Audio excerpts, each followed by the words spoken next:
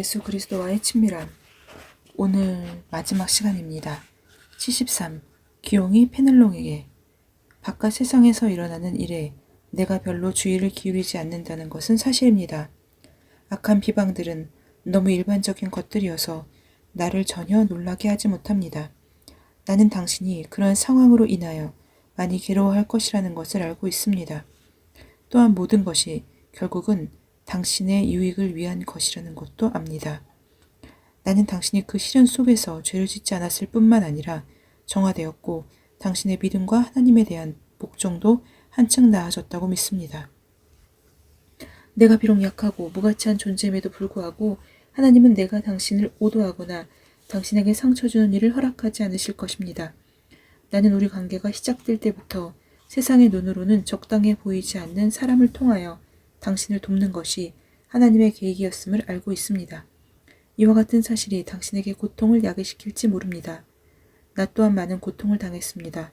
내가 사회의 규칙들을 따르며 단지 사회적으로 기대되는 것이기 때문에 어떤 것을 하려 할 때는 하나님께서 나에게 주시는 고요한 인도하심을 무시하기가 매우 쉬워집니다. 나는 그분을 슬프게 하고 싶지 않습니다. 나는 그분의 뜻에 반대되는 길을 걷고 싶지 않습니다. 주님께서 그분과 그분께 온전히 복종하는 사람 사이에 연합이 얼마나 긴밀한지에 대해 당신에게 가르침을 주셨으면 합니다. 스스로 어떤 행동 계획을 세우려 하면 나는 유아처럼 무력하고 연약한 존재가 됩니다. 내가 하는 것은 내적 인도, 즉 내 안에 있는 하나님의 생명으로부터 나와야 합니다. 우리 각자는 하나님과의 관계 속에서 이 경지에 이르기 위해 여러 번의 죽음을 통과해야 합니다. 이 경지에 이른 사람들은 하나님의 뜻을 직감적으로 알기 때문에 그분의 뜻을 행합니다.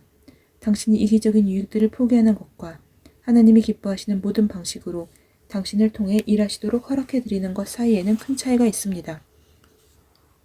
상대적으로 이러한 경지에 도달하는 사람은 매우 적습니다. 이것은 대부분의 사람들이 마땅히 그래야 하는 정도까지 죽을 수 있는 충분한 용기를 가지지 않기 때문입니다. 이 경지에 이른 사람은 흔들리지 않은 용기와 무슨 손해를 감수하더라도 하나님의 뜻을 행할 수 있는 헌신적인 자세를 가지고 있습니다. 그러한 사람은 하나님의 뜻에 반하는 것을 행할 수 없는 그에 상응하는 무능력을 경험합니다.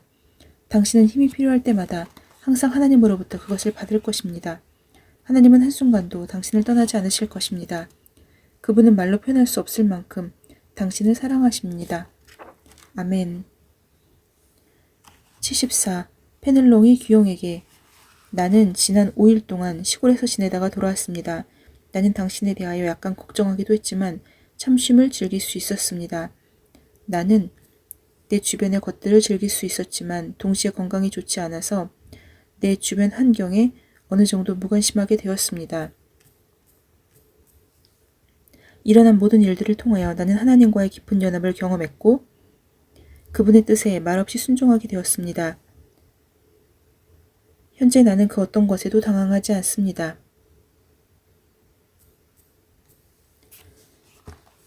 나의 결함도 다른 사람들이 나에 대해 어떤 생각을 하는 것도 현재 당하고 있는 어려움들도 나에게 별 영향을 주지 못하고 있습니다. 나의 결함들은 충분히 치욕스러운 것이지만 내가 하나님 안에서 느끼는 평안과 내 영의 성장에 비교할 때 그것들은 사소한 것에 지나지 않습니다. 나는 또한 내가 지금 당하고 있는 모든 것들에 대해서도 이와 같이 느끼고 있습니다. 모든 것들이 내 계획이나 조정 없이도 매우 순조롭게 제 길을 가고 있는 것 같아서 때로 내가 지금 경험하고 있는 것들이 무관심과 영적인 삶의 상실로부터 나온 것은 아닌가 하는 시험을 받기도 합니다. 이런 인상을 매우 강하게 받는 이유는 나에게 기도에 대한 부담이 전혀 없기 때문입니다. 이유는 나에게 기도할 것이 전혀 없습니다. 하지만 나는 결코 그렇게 멋진 방식으로 하나님께 다가간 적이 없었습니다. 그 방식은 어린아이의 방식과도 같지만 깊고 지속적이며 하나님과의 깊은 연합에 관한 것입니다. 내 주변의 많은 것들이 나를 유혹해서 사로잡으려 하지만 하나님께서는 내가 오직 그분 안에서 쉬고 싶은 마음이 들도록 그러한 것들을 되돌리십니다. 내 영은 방주로 돌아오는 노아의 비둘기와도 같습니다. 지난번에 장문의 편지를 보냈는데 정신없이 수많은 일들 속에서 내가 잘못 보낸 것은 아닌지 걱정이 됩니다. 나는 내 영 깊은 곳에서 당신의 모든 괴로움과 승리에 참여하고 있습니다. 나는 당신이 지난번 편지에 언급한 모든 것들을 들을 필요가 있었습니다. 나는 하나님께서 당신을 인도하고 계신 것과 당신을 통하여 나를 인도하고 계심을 느끼고 있습니다. 나는 하나님께서 나를 어디로 인도하시는지 알지 못할지라도 그분이 인도하시는 곳으로 따라가렵니다. 그분의 인도를 인식하면서 그분을 따라갈 것입니다. 이렇게 하는 것이 나에게는 아직도 쉽지 않습니다. 나는 내 방식으로 사고하는 것에 너무 익숙해 있기 때문에 하나님께서 나를 인도하시는 방식에 복종하는 것이 항상 쉽지는 않습니다. 하지만 하나님이 나를 탐색하고 계시며 나는 옳은 길에 서서 그분을 따라가고 있다고 믿습니다. 당신을 빨리 뵙고 싶습니다. 우리를 위해서가 아니라 하나님을 위해서 말입니다. 아멘. 마지막 에세이입니다. 75. 내적 여정에 대한 생각들. 당신은 이성적인 사고나 힘든 노력을 통해서가 아니라 당신을 그분께 이끄시는 하나님의 사랑으로 믿음 안에서 그분을 추구할 수 있습니다. 하나님은 마음 가장 깊은 곳에서 흘러나오는 외침에 반응하십니다. 먼저 당신은 그분께 적극적으로 협력해야 합니다.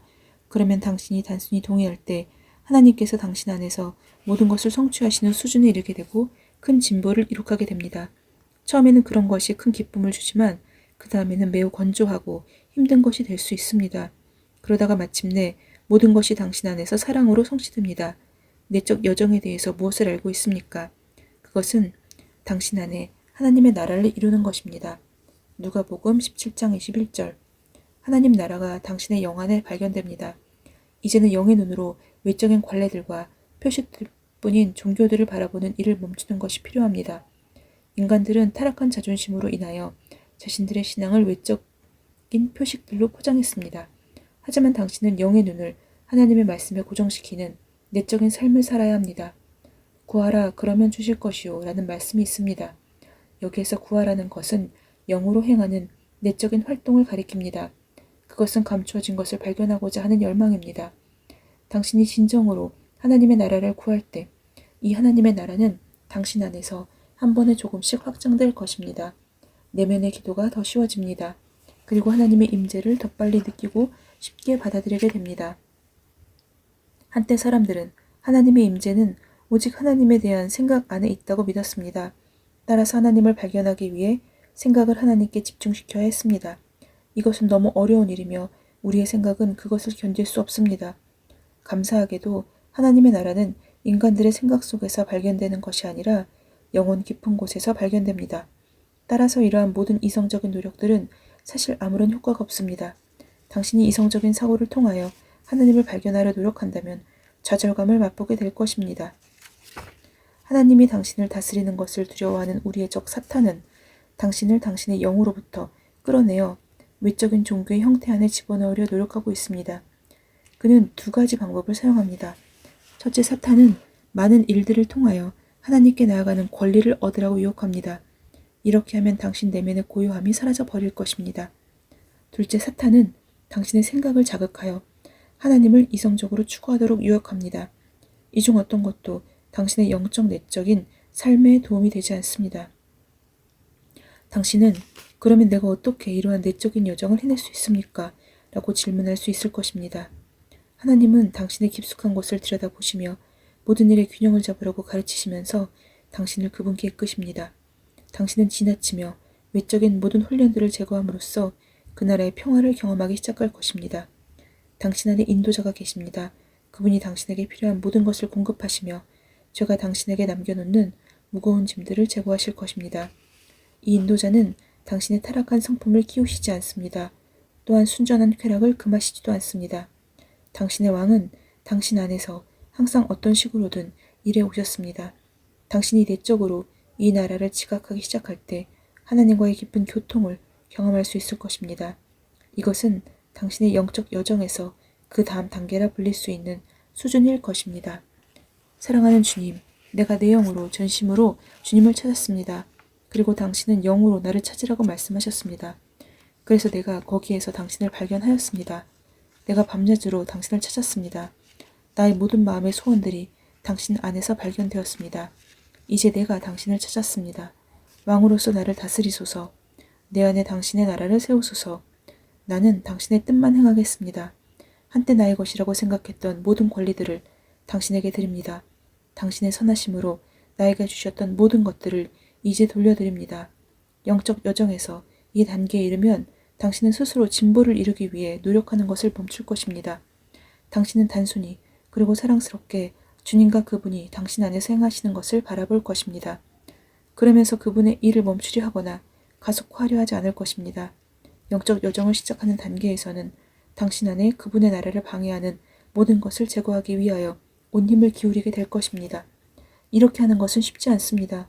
왜냐하면 처음에는 내면을 향하기가 쉽지 않고 또한 당신의 옛 자아가 쉽게 자기 자리를 내어주려 하지 않기 때문입니다.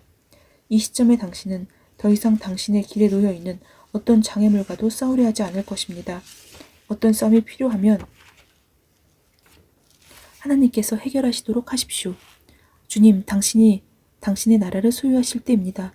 완전히 소유하십시오. 나는 단지 당신을 바라보기 원합니다. 라고 말하십시오. 이렇게 해서 하나님의 통치가 시작되면 얼마나 좋은지 모릅니다. 이 땅의 쾌락들과 단절된 상태로 수일 혹은 수년이 지날지 모릅니다. 하지만 당신은 무엇인가 도둑맞았다는 느낌이 들지 않을 것입니다. 당신은 이전에 노력했던 것보다 이러한 방법을 통하여 더 빨리 자라게 될 것입니다. 당신에게 결함도 있고 부족함도 있지만 하나님의 사랑이 그러한 것들을 조금씩 줄여가실 것입니다. 하나님은 또한 이러한 시기에 당신이 자신의 결함들로 인하여 낙심하는 것을 허락하지 않으실 것입니다. 두려워할 이유가 없는 것입니다. 왜냐하면 하나님이 하실 대부분의 일이 완성되었고 당신은 당신의 왕을 더 충분히 즐기기 위하여 영원 안으로 들어가기만 하면 된다고 생각하기 때문입니다. 하지만 당신이 성숙해 감에 따라서 이렇게 방해받지 않는 축복이 사라져가는 것을 경험하게 될 것입니다. 하나님께서 다시 당신을 이끌기 시작하십니다. 이때 이끄심은 하나님께서 당신의 내면을 온전히 장악하실 뿐 아니라 당신이 아무런 기쁨을 맛보지 못하고 있는 상태에서 당신을 통치하시기 위함입니다. 이제 당신은 망명생활을 경험하게 됩니다.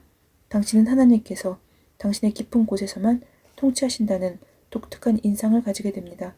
처음에는 이 망명생활이 매우 고통스럽습니다. 왜냐하면 당신이 처음으로 그분을 내적으로 추구한 때와 그분이 당신을 온전히 정복하시는 시기 사이에 긴 여정이 있기 때문입니다. 그 여정 중에는 많은 시련들과 유혹들과 슬픔들이 있습니다. 당신이 더 깊은 곳으로 나아갈수록 단계마다 정화의 과정이 따를 것입니다. 사람들은 종종 이 정화의 첫 단계를 마지막 단계로 오해하기도 합니다. 이 시점에 하나님은 당신의 어떤 도움 없이 홀로 당신을 통치하기 원하십니다. 어떻게 생각할지 몰라도 이것은 당신이 경험한 어떤 상태라도 초월하는 단계입니다. 당신의 본성이 죽게 되면서 이기적인 일들을 멈췄을 때 속사람의 결함들이 분명하게 드러납니다. 이것은 하나님께서 당신이 하나님을 느끼지 못할 때 어떻게 행하는지를 보시기 원하기 때문입니다. 이 단계에 들어서면서 당신은 힘든 경험을 하게 될 것입니다.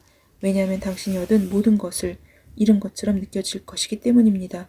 설상가상으로 당신은 이전에 보지 못했던 결함들을 당신 안에서 보게 될 것입니다. 당신은 아가서에 나오는 처녀와 같이 내가 발을 씻었는데 어떻게 다시 그 발들을 더럽힐 수가 있겠는가 라고 말할 수 있을 것입니다. 사랑하는 이여, 당신이 사랑하는 분께 개방됨으로 자신을 더럽히지 않는다는 것을 이해해야 합니다. 설령 그렇다 할지라도 그분이 당신의 모든 힘들을 제거하시고 당신을 더욱 아름답게 하실 것입니다. 한편 당신의 관점에서 당신이 아름답게 되는 것을 소원으로 삼지 마십시오. 당신의 소원은 오직 당신이 사랑하는 그분이 얼마나 아름다운지 보는 것이어야 합니다. 이러한 태도가 당신 안에서 자라감에 따라 그리고 당신이 정말로 자신에 대해 죽고자 함에 따라 당신은 당신이 사랑하는 그분의 아름다움에 온전히 매료될 것입니다. 하지만 당신이 사랑하는 그분의 더 위대한 아름다움을 얻기 위해 당신의 미를 포기한다면 거기에는 아직도 이기심이 있기 때문에 이 단계도 초월해야 합니다. 더럽혀지지 않고 더하거나 감해지지 않는 그분의 아름다움만이 드러나게 할 것입니다. 모든 것을 그분께 맡겨야 합니다. 이것이 온전한 사랑이며 온전한 사랑은 하나님만을 바라는 것입니다. 아멘. 오늘로 잔느 기용의 예수 그리스도와의 친밀함을 마쳤습니다. 잔느 기용과 함께 서신을 주고받았던 프랑스의 대주교 프랑스와 페넬롱은 예수님의 마음찾기라는 그러한 또 저서를 내기도 한 사람입니다.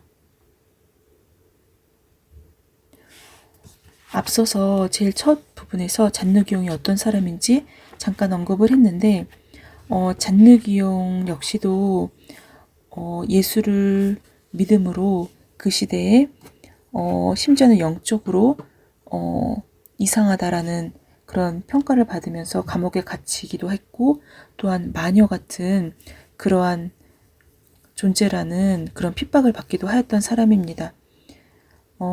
잔느기용의 그리스도와의 친밀함이라는 책을 읽으면서 잔느기용이 얘기하는 자아를 죽이는 것, 그리고 그를 통해서 진정하게 하나님을 만나는 것에 대해서 많은 생각을 하게 되었습니다. 또한 프랑스와 페넬롱은